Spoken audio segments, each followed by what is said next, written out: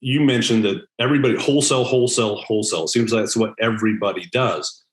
Wholesaling is no longer the best kept secret in real estate. It still is a great way to generate cash relatively quickly. But if you look at the residential world of wholesaling, it's hours and hours on the phone, cold calling, or you're spending a bunch of money on direct mail and advertising, or SEO, PPC, whatever it may be. And it is extremely time consuming. To use an analogy, everybody's fishing in the same pond, fighting over tiny little fish. And I'm clear over here fishing by myself in a pond with huge fish. And guess what? They're all biting. There's so much money in the commercial real estate space right now that needs to be placed. I'm talking about institutional money. Some of my buyers are large institutions. Sometimes it's just somebody that's got a big 1031 and they got to place that money. Or I work with a couple groups that let me back up. The one thing that all of my buyers right now say in the commercial space, even with inflation, the recessions upon us, doom, gloom, whatever, the number one thing I hear, Trent, I need more deal flow. We have capital. We need to place it somewhere. We need more deal flow. I walked a hotel yesterday with a buyer, 104 units here in Phoenix, looking to convert it to multifamily. And so when you tie and put together a deal like that, I mentioned this to you offline. I don't even look at a deal unless it's got a 6-figure spread. So I want your viewers to think about that for a minute. I don't even look at it unless it's a 6-figure spread. Some of these actually have 7 figures. And so to your point, even if you're carving that up a little bit, it really doesn't matter. And so the competition, I think, in the residential space, it's pretty intense. Everybody's fighting over those tiny little deals with tiny little profits. And then when it goes into escrow and you go to sign the paper, if there's maybe a lien that you weren't aware of or a second mortgage or whatever it may be, that could wipe the deal out, wipe the profit out. And with commercial, it's not only less competition, there's just less emotion. I'm not dealing with a homeowner that's lived in that house for 20 years and is in a tough spot and now needs to, it's not that way. It's pretty black and white, but large groups, they're not on the ground finding these deals. They're typically working with a broker to feed them deals. So if I know how to find a great deal based off the numbers, I know how to tie it up, how to analyze it and tie it up, and I have a buyer on the end, how many deals a year do you have to do for this to really make sense? And because I think most people get into real estate because they want control, right? Control of time, freedom. Well, to do that, you have to have income. And I feel with traditional wholesaling residential, you're always chasing. I'm not spending more time. In fact, I'd honestly say I'm spending less time than most residential wholesalers doing this. And I get to, it just allows me to do what I want to do. It's fun. An interesting thing, I speak at a lot of masterminds. I'm not in the real estate game anymore. I am, but I'm playing a different game. I'm just not wholesaling. I'm barely flipping unless it's my wife just doing something just to keep herself busy. So, I'm more in the being the bank game. I think that's my space. But here's the thing. When I speak at these events, everybody before, I'm making this and I'm doing this and I bought this Lambo. These last couple that I've been at has been a different tone. And listen, we're only talking about a 6-month time frame where this has gone from like, everything's perfect to whoa. And the reason is folks, like, whether or not you know this or not, I hate to let you know bad news, but we're in a recession. Technically in a recession, I will tell you, we are in, don't listen to those assholes over there in DC. We are in a recession. No ifs, ands, or buts about that. And because we're in a recession, things are changing. It's kind of like Bob Dylan's song, the times are a-changing. And that is absolutely the case. And because the times are changing, your business model needs to evolve. Your business model needs to change. You don't want to be going out there chasing scraps. And here's the other thing. Who are most of these wholesalers selling to? In most markets, the wholesalers are selling to institutions, the BlackRocks, the Blackstones, the big hedge funds. You know what those hedge funds are going to eventually do? They're going to learn how to do what those wholesalers do. It's already happening. But you know what? They're not going to learn how to do what Trent is doing. They're not going to switch and pivot to learn how to find these bigger apartment complexes because it's a different game. And the other thing that's really important to understand is as things start to materialize, the Fed keeps raising interest rates. The Fed's going to start sucking money and liquidity back out of the markets, which is going to perpetuate this recession. What is going to happen is all the people that used to be able to buy houses no longer can buy houses. You're seeing it right now. Home ownership in the future, and it saddens me to say this, is not going to be what the home ownership world that we grew up in is, because hedge funds are going to own the houses. You aren't. Your neighbors aren't going to be able to afford a house. So where are they going to go? They're going to have to, everybody needs a place to live. They're going to have to rent.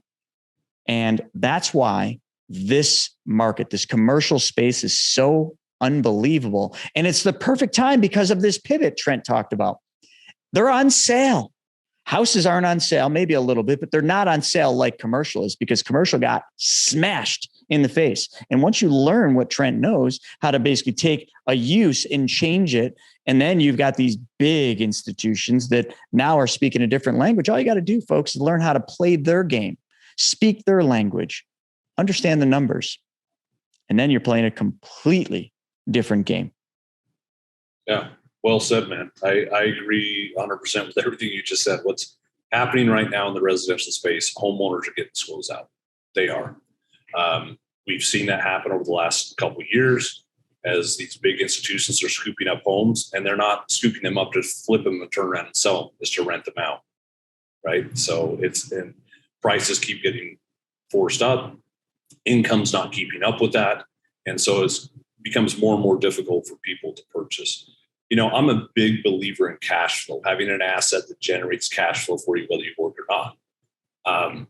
But to do that, you have to have some capital. And so if we take a look at, we are in a recession, 100% we are. And I think it's going to get worse before it gets better. That's my opinion. I've been wrong in the past, but that's my opinion. You're not wrong. So how do we capitalize on that? We can't just go into a shell. Well, we can, but that doesn't help us in any way, right? We want to take a step back, take a breath, and then try and recognize where the opportunities are. Well, if you have a bunch of liquidity, great. There are going to be opportunities. There's going to be some fire sales. There's going to be some discounts where you can pick up some assets. Not to get off, go another direction, but like we're finding incredible discounts right now, like still on office, because everybody's scared of office. So they're out there if you know what you're doing. But what if you don't have that liquidity? Or what if you do have the liquidity, but you just don't want to take the risk because there's so much uncertainty in the market? What if I buy it and values go down, or I can't lease it, whatever it is? That's another thing that I love about wholesaling commercial real estate. I'm not taking on the market risk, right? If I have it under contract, I have it in escrow, and market shift, I either come back and I retrade or I renegotiate that deal, or I step away from it. I'm not taking on the capital risk.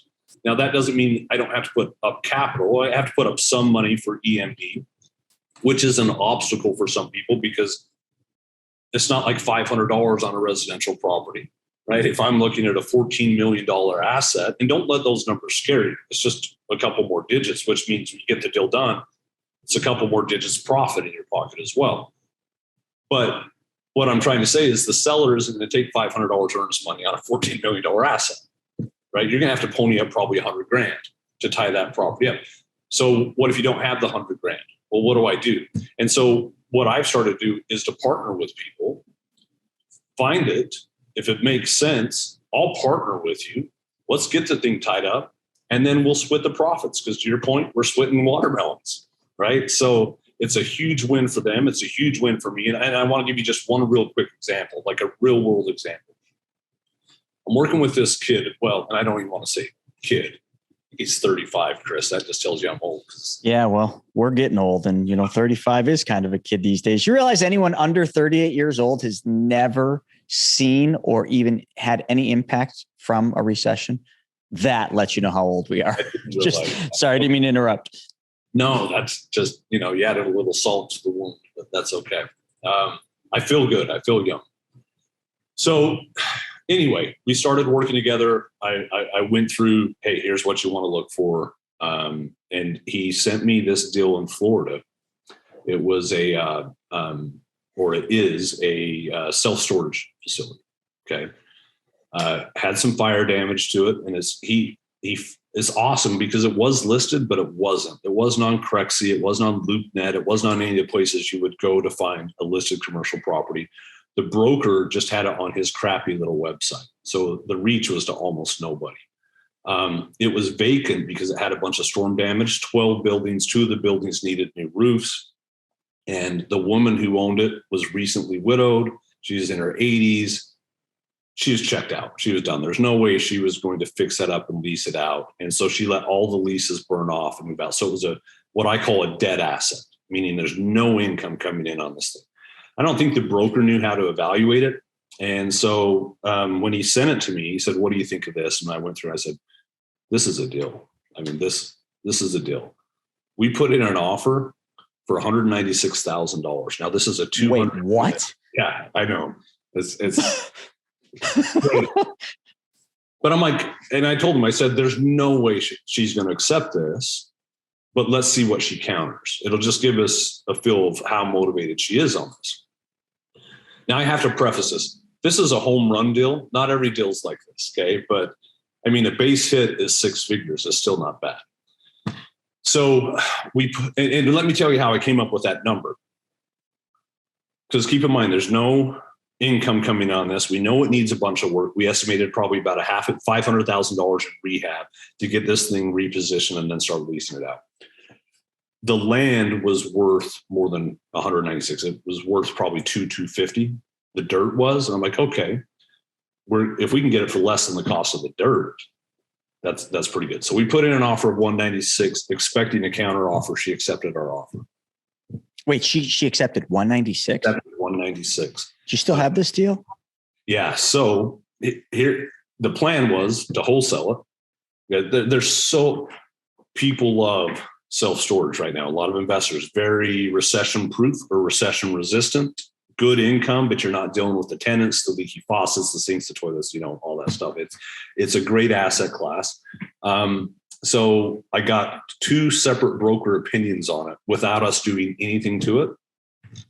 They said they would list it as it was for somewhere between 1.2 to 1.5. With the burned units and the roofs? Like Correct. As it was. As it was. With an expectation that it would probably sell for around 1.2. Now, we picked it up for 196. But what we ended up doing with that one, and this is getting a little off track of wholesaling, but there's always more opportunity. As we backed into the numbers, the stabilized value of that property, once it was leased out and stabilized, was closer to 3.7.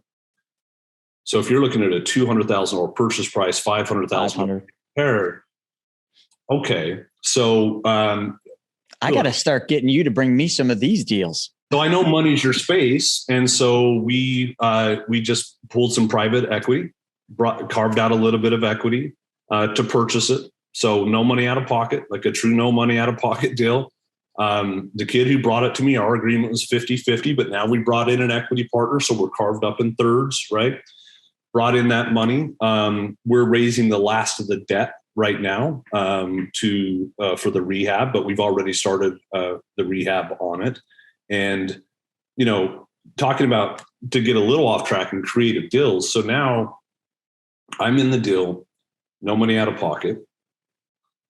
I actually got money up front as closing by carving out some equity, or you can call it an acquisition fee, or carving out a little bit of equity and selling it, but got cash.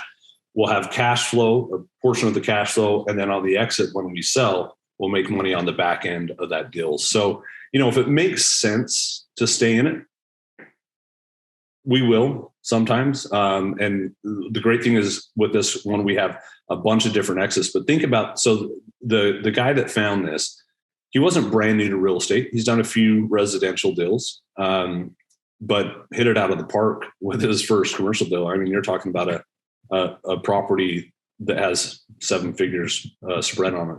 So, I mean, crazy.